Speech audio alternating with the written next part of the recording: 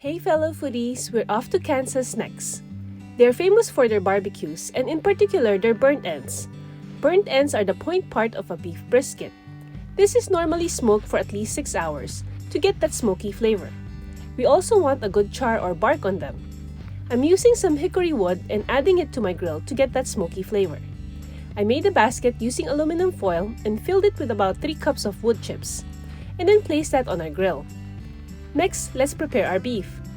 I was lucky enough to find a butcher that sliced the point part for me, and then also left some fat cap in there to give our point some coverage to get that juicy, tender meat, since we will be cooking this for a few hours. Also, I want to slice some of the extra fat that I won't need and pretty much leave the rest in there. If we slice it all off, the meat will end up dry and tough.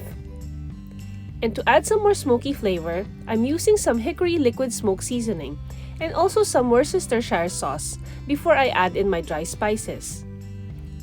We do this because we want to have something for our dry spices and seasoning to stick to our meat.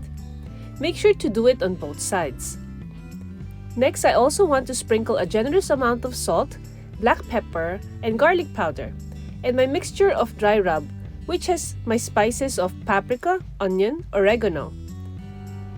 Make sure to rub the mix all over your meat and season it well.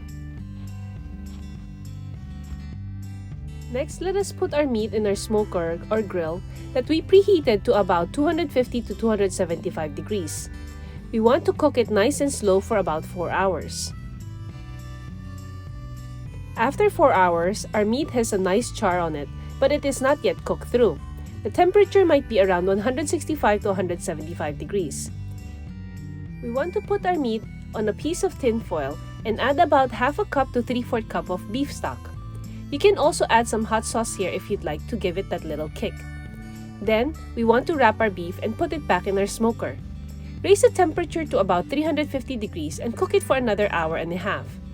Then once our meat has reached an internal temperature of 190 to 200 degrees, we want to let it rest for a bit before we slice it into 1-inch cubes. Some people eat it like this at this point.